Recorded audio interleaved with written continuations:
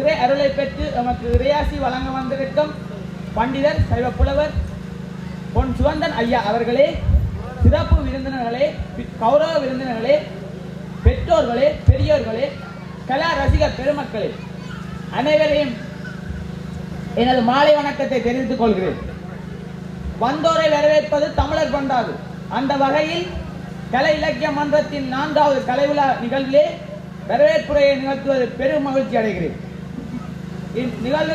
இந்நிகழ்வை சிறைசாய் நின்று பேர்வேற்றோடு நடாத்தி கொண்டிருக்கும் தலைவர் அவர்களை தலைவணங்கி வருக வருக என வரவேற்று பெருமகிழ்ச்சி அடைகிறேன். இறை அருளை பெற்று நமக்கு இறைவன் ரூபத்தில் வந்திருக்கும் பண்டிதர் சைவ புலவர் பொன் சுகந்தன் ஐயா அவர்களையும் வருக வருக என வரவேற்பதை பெருமகிழ்ச்சி அடைகிறேன். சிறப்பு விருந்தினராக கலந்து கொண்டிருக்கின்ற வடமாகாண உறுப்பினர் கௌரவ சந்திரலிங்கம் சுகிதன் ஐயா அவர்களையும் கௌரவ சிவக்கொழுந்து அகிலதாஸ் ஐயா அவர்களையும் வருக வருக என வரவேற்பது பெருமகிழ்ச்சி அடைகிறேன். எமது கிராமத்தின் தலைவர் உயர் திரு புலேந்திரம் ஐயா அவர்களையும் கருத்துத்துறை பிரதேச செயலர் அபிவிருத்தி உதவியாளர் உயர் திரு புனா சச்சிதானந்தம் ஐயா அவர்களையும் வருக வருக என வரவேற்பதில் பெருமகிழ்ச்சி அடைகிறேன். பொலிகை மண் பெற்றெடுத்த வீரா புதல்வன் சாண்டோ செல்வராசா ஐயா அவர்களையும் அண்ணாவியார் கதிரவேலு ஐயா அவர்களையும் பெருமையுடன் வருக வருக என வரவேற்பதில் பெருமகிழ்ச்சி அடைகிறேன். மற்றும் இவ்விழாவிற்கு நிகழ்வினை தந்து உதவிய மன்ற கலைஞர்களுக்கும் வேறு அமைப்புகளிலிருந்து வருகை தந்துள்ள ஏனைய கலைஞர்களையும் வருக வருக என வரவேற்பதில் பெருமகிழ்ச்சி அடைகிறேன். மன்றத்தினால் நடாத்தப்பட்ட போட்டிகளில் பங்கு வெற்றி கிட்டிய போட்டியாளர்களையும் புலமை பரிசிலில் சித்தியடைந்த மாணவர்களையும் பெற்றோர்களையும் பெரியோர்களையும் கலா ரசிக பெருமக்களையும் வருக வருக என வரவேற்று எனது வரவேற்புரையை நிறைவு செய்கிறேன். நன்றி, வணக்கம். மண்ணை ஆண்டு கொண்டிருக்கும் எங்கள் மூத்த தெய்வங்களை வேண்டிக் கொண்டு இந்த விழாவிற்கு ஆசி உரை வழங்குவதற்காக இங்கே வந்து அமர்ந்திருக்கும் உயர் திரு பொன் சுகந்தன் ஐயா அவர்களே, தான் இங்கே வராவிட்டாலும் தனக்காக ஒருவரை இன்னும் சொற்ப நேரத்தில் இங்கே அனுப்பி வைப்பேன் என்று கூறியுள்ள இந்த விழாவின் பிரதம விருந்தினர் விஜயகலா மகேஸ்வரன் அம்மா அவர்கள்,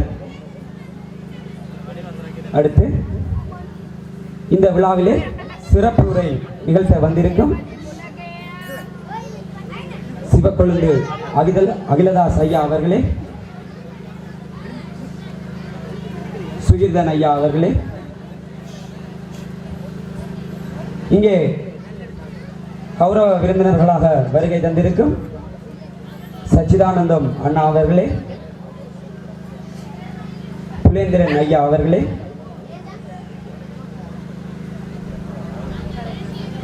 உங்கள் அனைவருக்கும் இந்நேர வணக்கத்தினை தெரிவித்துக் கொண்டு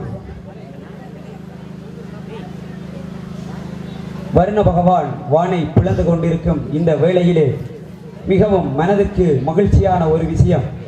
கொட்டும் மழையிலும் எமது கலை விழாவை குடைகள் தங்கள் கைகளில் ஏந்தி பார்த்து கொண்டிருந்தனர்.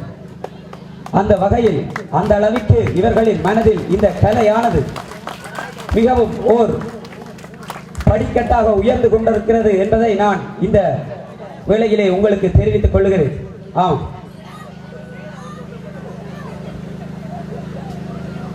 26/9/2011 ஆண்டு இந்த மண்ணிலே சங்கமித்த எமது இளைஞர் படையின் ஒரு அமைப்பு. பொலிகை மண்ணிலே இளைஞர்களுக்கென்று எந்தவித அமைப்பும் இதுவரை காலமும் இருந்ததில்லை.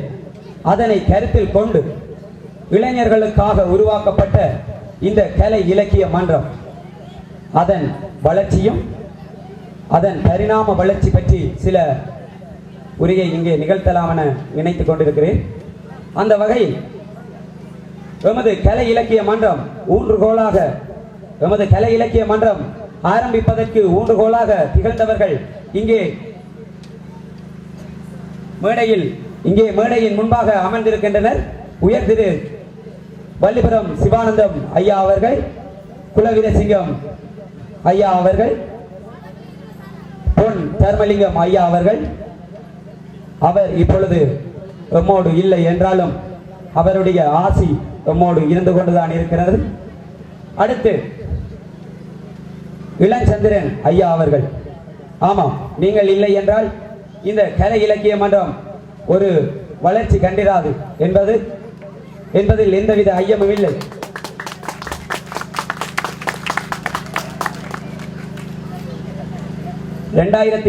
ஆண்டு இங்கே கடினமான போர் சூழல் இடம்பெற்று முடியும் தருவாயில் முடிந்த பின்னரும் எமது மக்களிடையே பல துன்பங்கள் துயரங்கள் இன்னமும் அழியாத வண்ணம் இருக்கின்றன. அந்த வகையில் அவர்களின் துன்பங்கள் துயரங்கள் அனைத்தையும் போக்குவதற்காக எமது இந்த பொலிகை மண்ணை சேர்ந்த இளைஞர்களால் உருவாக்கப்பட்ட இந்த கலை இலக்கிய மன்றம் 4 வருடங்களை தாண்டி இன்னமும் இந்த மண்ணில் தடம் பதித்துக் கொண்டிருப்பதில் எந்தவித ஐயமும் இல்லை.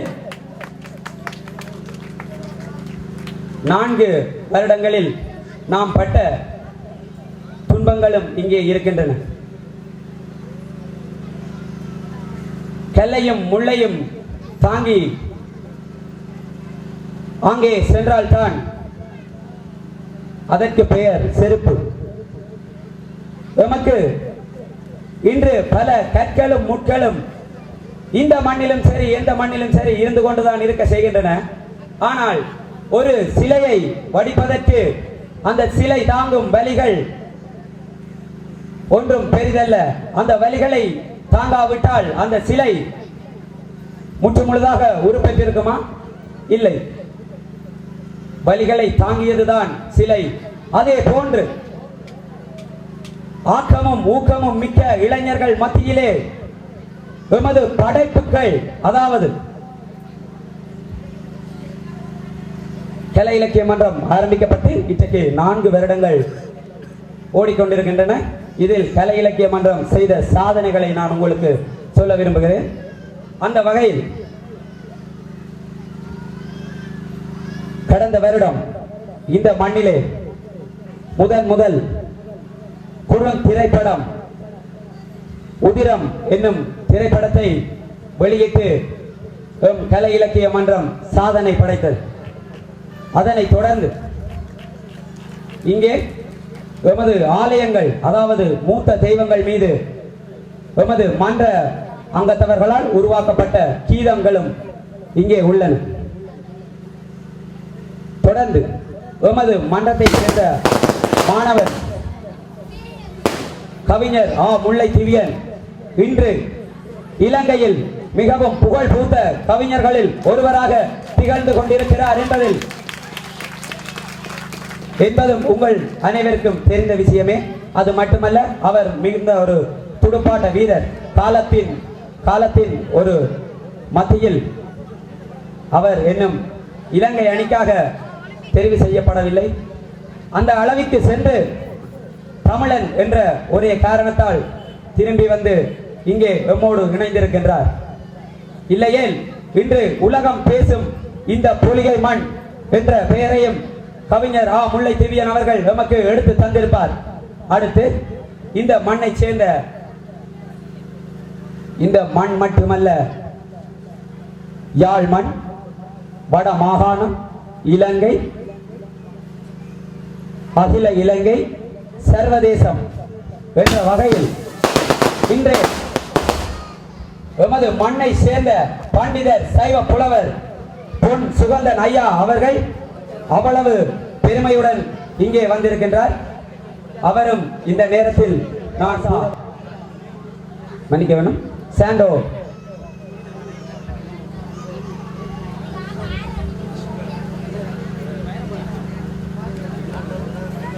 துரரத்னம் அவர்களால் கௌரவிக்கப்பட்டு சாண்டோ என்னும் பட்டம் வழங்கி கௌரவிக்கப்பட்ட ஒரே ஒரு மாணவன் என்ற பெருமையை இங்கே தாங்கி இந்த மண்ணை சேர்ந்த சாண்டோ எஸ் செல்வராசா அவர்கள் உங்கள் முன்னிலையில் அமர்ந்திருக்கின்றார்.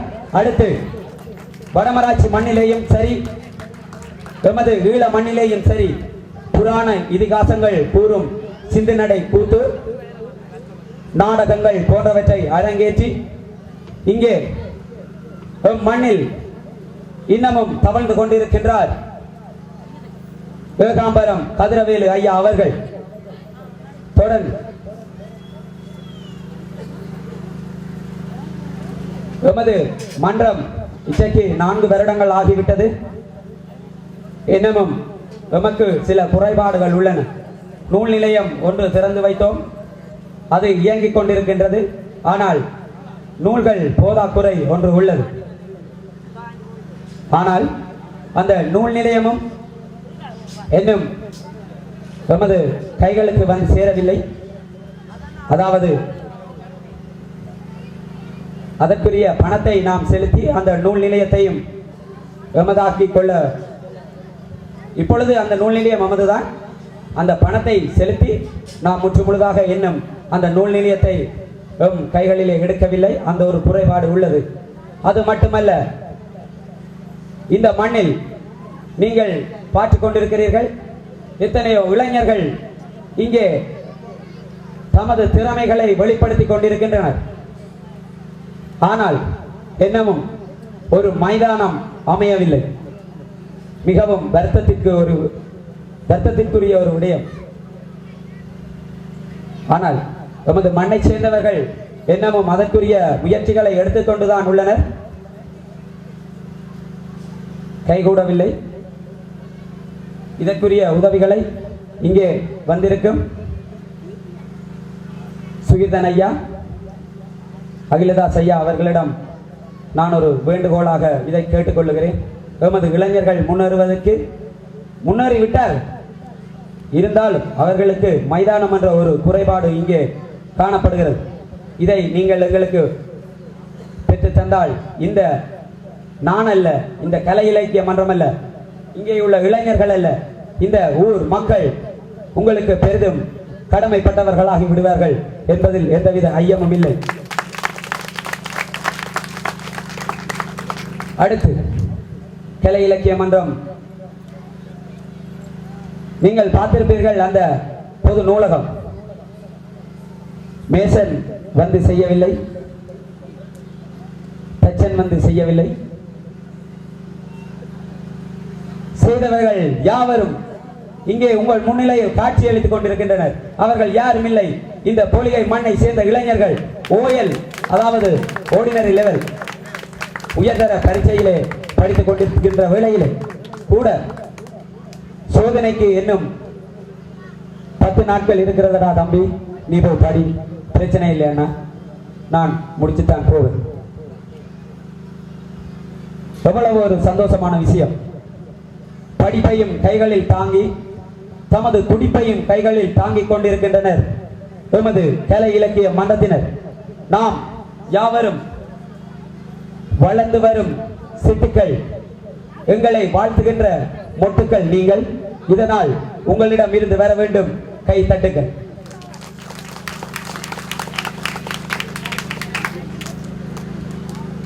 அடுத்து கலை இலக்கிய மன்றம் ஆரம்பித்து 4 வருடங்கள் ஆகிவிட்டன. நாம் விழாவை இம்முறை நடத்துவதற்காய் பல முயற்சிகள் எடுத்தோம். அதற்கு முதல் தடையாக இருந்தது இந்த வர்ண பகவான். அடுத்து சொல்ல வேண்டிய ஒரு விடயம், ஒரு பிள்ளை தன் தாய் மடியில் பால் குடிக்காமல் வேறு ஒரு பெண்ணின் மடியில் பால் குடிக்கும் நிலைமை இங்கே இந்த மண்ணை சேர்ந்த இளைஞர்களுக்கு, அதாவது எங்களுக்கு உருவாகியுள்ளது. இது நாங்கள் ஒன்றும் செய்ய வேண்டிய விடயம் அல்ல. இன்னமும் நமது இளைஞர்கள் அமைதியை தான் காத்துக் கொண்டிருக்கின்றனர்.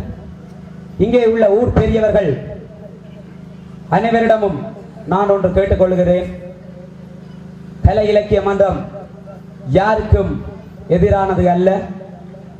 எதிராகி இருந்தால் இவ்வளவு கூட்டம் இங்கே வந்திருக்க போவதும் இல்லை. நீங்கள் அனைவரும் இதை உணர்ந்து கொள்ள வேண்டும். யாரோ 4 பேர் கூறிய பேச்சுக்களை மனதில் வைத்து இன்று நாம் எமது தாய் நிலம் இந்த பொலிகை நிலத்திலே எமது அனைவரினதும் ஒரு தொழில் கடற்தொழில். அந்த தொழிலிலும் எமக்குரிய இடம் கடற்கரை. அது வேறு யாரிடமும் இல்லை, அரசாங்கத்துக்குரிய ஒரு சொத்து. அந்த இடத்திலே நாம் கலை விழா நடத்துவதற்கு மறுப்பு தெரிவித்து ஒரு நாளர் தெரிவித்ததை அடுத்து கடற்தொழிலாளர் சங்கம் நமக்கு இடம் தர மறுத்துவிட்டன. பிரச்சனை இல்லை. அந்த இடத்தில் கூட இவ்வளவு பிரம்மாண்டமாக இந்த நிகழ்வு நடந்திருக்குமா என்று கூட நான் நினைத்திருக்கவில்லை. அதையும் தாண்டி இந்த மண்ணில், அதாவது நிலவன் குடியிருப்பு அருகாமையில் உங்கள் முன்னிலையில் இன்று இன்னமும் பல நிகழ்வுகள் நடத்த காத்திருக்கின்றன. எனவே நீங்கள் அனைவரும் புரிந்து கொள்ள வேண்டும், கலை இலக்கிய மன்றம் ஆய கலைகள் 64 உங்களிடையே இன்னமும் அவை ஊறிக்கொண்டுதான் இருக்கின்றன. அவை மறைந்து விடவில்லை. உங்கள் திறமைகளை காட்ட நாம் எமது உழைப்பு, எமது புலம்பெயர் மக்கள் அனைவரும் ஒன்று சேர்ந்து அமைக்கப்பட்ட அரங்கமே இந்த கலையரங்கம். எனவே பெற்றோர்களே, உங்கள் பிள்ளைகளும் எதிர்காலத்தில், இன்று நான் இந்த தலைவர் பதவியில் இருக்கின்றேன், நாளை அவர் இருக்கலாம், அடுத்த நாள் அந்த குழந்தை இருக்கலாம். பதவி முக்கியமல்ல. அனைவரும் காதலியுங்கள், இந்த கலை இலக்கிய மன்றத்தை காதலியுங்கள். நான் என்றும் இந்த கலை இலக்கிய மன்றத்தை காதலிப்பேன், அதற்காக எனது பணிகளை செய்வேன் என்று கூறி உங்கள் முன்னிலையில் நீண்ட நேரம் பேச விரும்பவில்லை. இத்தோடு எனது உரையை நிறைவு செய்கிறேன். நன்றி, வணக்கம். ஆதங்கத்தினை வெளிப்படுத்தி பட்ட முதற்கண் இறைவருக்கு நன்றியை தெரிவித்துக் கொண்டு இந்த நிகழ்வை தலைமை தாங்கிக் கொண்டிருக்கின்ற தலைவர் அவர்களே, இந்த நிகழ்விலே ஆசிரியரை வழங்கி சென்றிருக்கின்ற திரு பொன் சுகந்தன் அவர்களே மற்றும் பிரதம விருந்தினராக இங்கே வருகை தர இருக்கின்ற விஜயகலா மகேஸ்வரன் அவர்களே, சிறப்பு விருந்தினர் வரிசையிலே திரு சந்தர்லிங்கம் சுகிதன் மாகாண சபை உறுப்பினர் அவர்களே மற்றும் திரு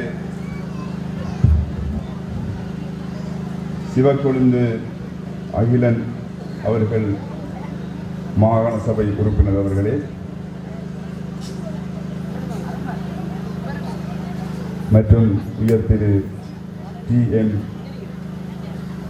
மிடின் பொறுப்பதிகாரி வல்லுநத்துறை போலீஸ் அவர்களே மற்றும்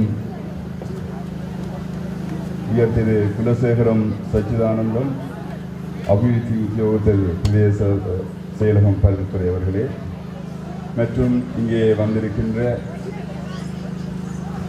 இந்த கிராமத்தினுடைய வளர்ச்சிக்கும் ஆக்கமும் ஊக்கமும் கொடுத்து இருக்கின்ற கிராம மட்டத்தினுடைய தலைவர்களே மற்றும் இந்த கலை இலக்கியத்தினுடைய கலையார்வம் கொண்டிருக்கின்ற கலை இலக்கிய மன்ற உறுப்பினர்களே, நலன் விரும்பிகளே, பெற்றோர்களே, சின்னம் சிறார்களே, எல்லோருக்கும் இனிய மாலை வணக்கத்தையும் நன்றியையும் தெரிவித்துக் கொள்வது நான் மகிழ்ச்சி அடைகின்றேன். உண்மையிலே இந்த கலை இலக்கிய மன்றம் தமிழோடும் சைவத்தோடும் இணைந்து தமிழை வளர்க்கின்ற ஒரு பணியிலே இவர்கள் ஈடுபட்டுக் கொண்டிருக்கின்றார்கள். உண்மையிலே வரவேற்கத்தக்க விஷயம். இந்த கலை இலக்கிய மன்றம் இதனுடைய செயற்பாடுகள் மிகவும் மிச்சத்தக்க ஒன்று. ஆனாலும் அவர்களுடைய இந்த செயற்பாடுகள் பிரதேச மட்டத்துக்கோ அல்லது மாகாண மட்டத்துக்கோ அல்லது தேசிய மட்டத்துக்கோ செல்வது இல்லை என்பதுதான் ஒரு குறையாக இருக்கின்றது. எதிர்காலத்திலே அவர்கள் அந்த குறையை நிவர்த்தி செய்து பிரதேச மட்டத்திலே, மாகாண மட்டத்திலே, தேசிய மட்டத்திலே கொண்டு செல்ல வேண்டும் என்று நான் அன்பாக வேண்டுகிறேன். அதற்கு முக்கிய காரணமாக அவர்கள் இந்த மன்றத்தை பிரதேச செயலகத்திலே பதிவு செய்ய வேண்டும். நிச்சயமாக ஒரு மன்றம் என்று ஒன்று இருந்தால் அது பிரதேச செயலகத்திலே பதிவு செய்ய வேண்டும். இங்கே ஒரு கோரிக்கையும் விடப்பட்டிருக்கின்றது. அதற்கும் கூட நீங்கள் இந்த மன்றத்தை பதிவு செய்வது கட்டாயம் தேவையாக இருக்கின்றது. இங்கே பல அமைப்புகள் இருக்கின்றது, பல சங்கங்கள் இருக்கின்றது. உண்மையிலே இந்த கிராமத்தினுடைய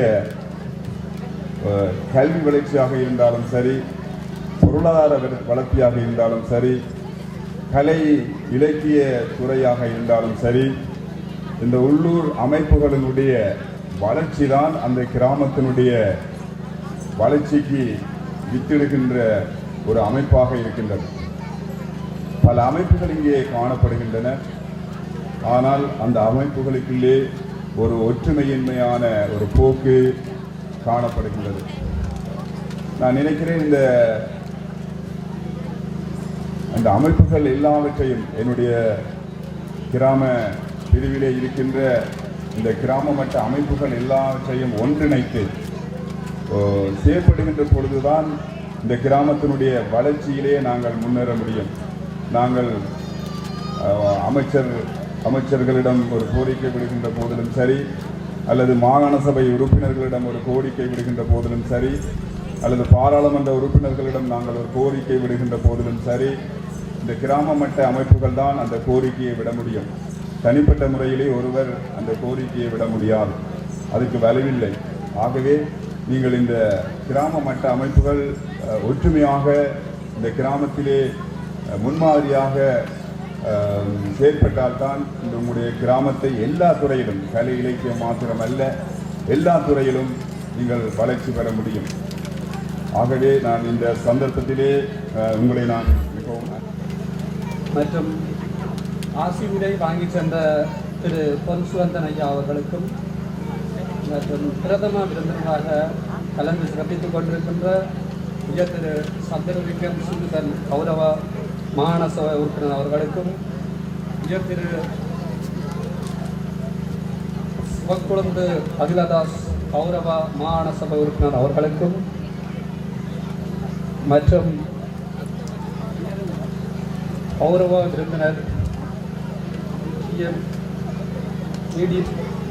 அவர்களுக்கும், மற்றும் சுரேந்திரன் ஐயா அவர்களுக்கும், மற்றும் இந்த கலாமன்ற கலைஞர்களுக்கும் அனைத்து உள்ளங்களுக்கும் எனது மாலை வணக்கத்தை தெரிவித்துக் கொண்டு,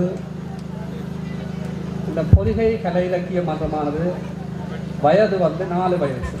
ஆனால் அதின் வளர்ச்சி ஒரு 25 வயசுக்கு மேற்பட்டார்கள் செய்ய வேண்டிய எல்லா காரியங்களையும், எல்லா சாதனைகளையும் அவர்கள் செய்திருக்கிறார்கள். அவர்களுக்கு எனது வாழ்த்துக்களை தெரிவித்துக் கொள்கிறேன். அண்மை காலங்களில் அவர்கள் பல திறமைகளை வெளிப்படுத்தி இருக்கிறார்கள். உதாரணமாக தலைவர் தலைமையில் நடைபெற்ற CD வெளியீடு, இசை வெளியீடு மிகவும் அற்புதமாக இருந்தது. என்ன பொறுத்தவரை பாராட்டப்பட வேண்டிய விடயமாகும். அதனை விட இந்த கலாமன்றமான நிறைய கலைஞர்களுக்கு ஒரு அடிநாதமாக இருக்கின்றது. இது ஒரு சந்தர்ப்பத்தை கொடுக்கின்றது கலைஞர்கள் வளர்வதற்கு. மேலும் இந்த வளர்ச்சி அவர்கள் மென்மேலும் வளர்வார்கள் என்று கூறிக்கொண்டு என்னையும் இந்த கூட்டத்தில் கௌரவித்ததற்கு நன்றி கூறி விடைபெறுகிறேன். நன்றி, வணக்கம்.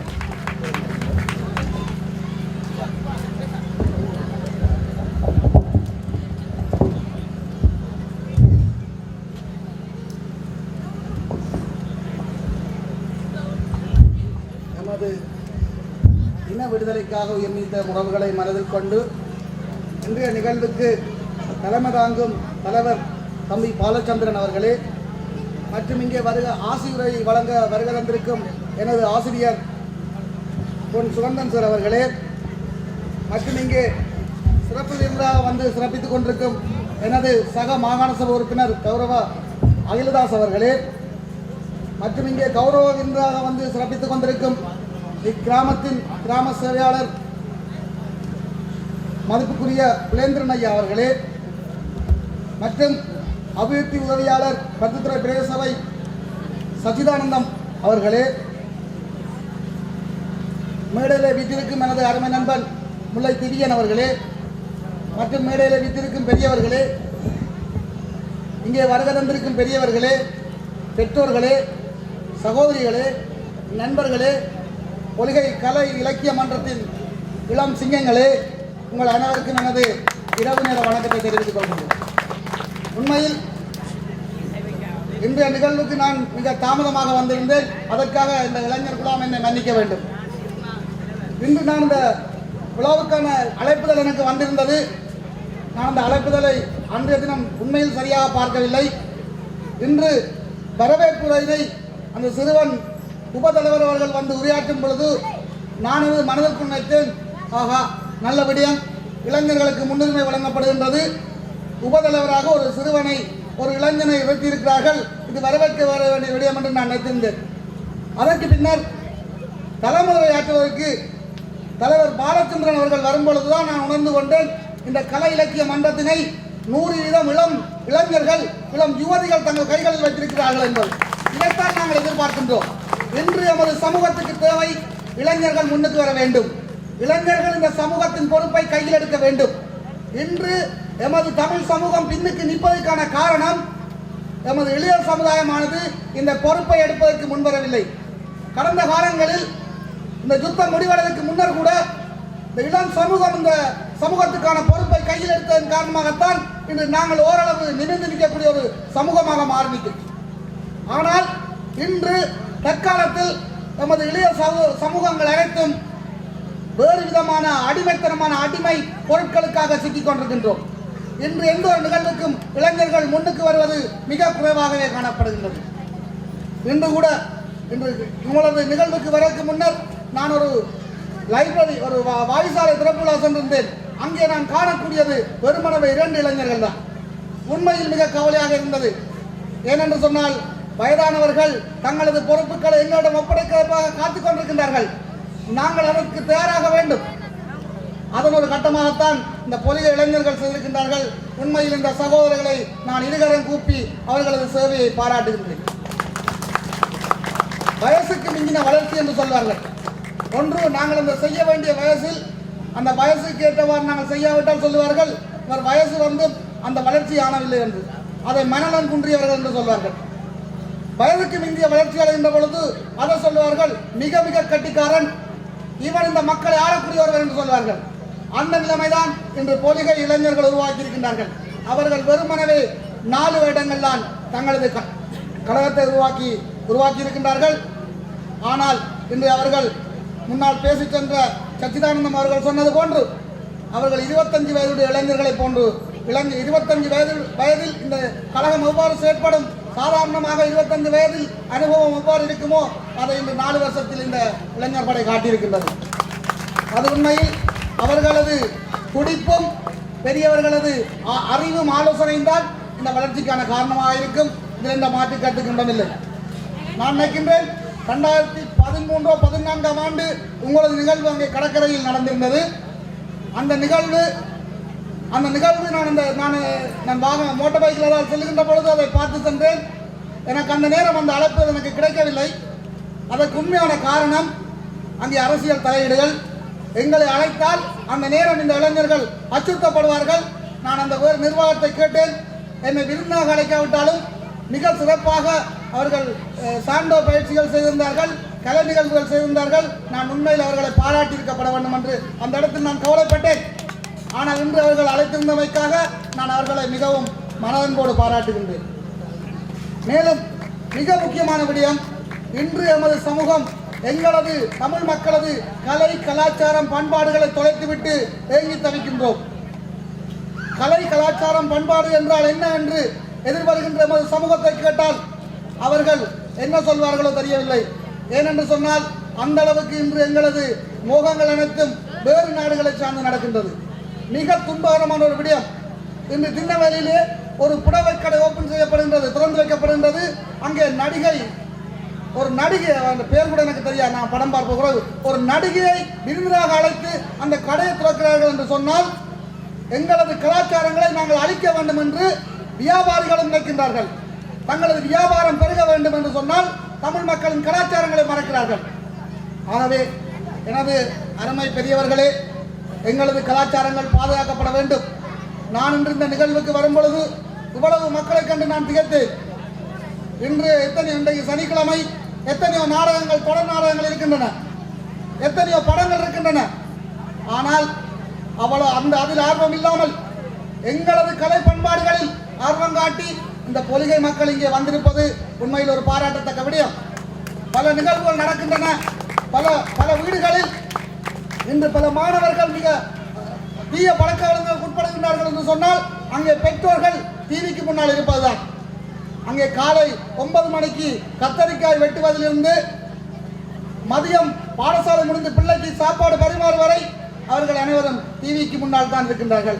அந்த அளவுக்கு நாங்கள் எல்லோரும் எங்களது கலை பண்பாடுகளை மறந்து மேலத்தைய நாடுகளிலேயும் இந்திய நாகரிகங்களை நாங்கள் ஊறிக்கொண்டிருக்கின்றோம். அந்த நிகழ்வுகள் மாற்றப்பட வேண்டும். இவ்வாறான கலை இலக்கிய மன்றங்கள் அதிக அளவில் வர வேண்டும்.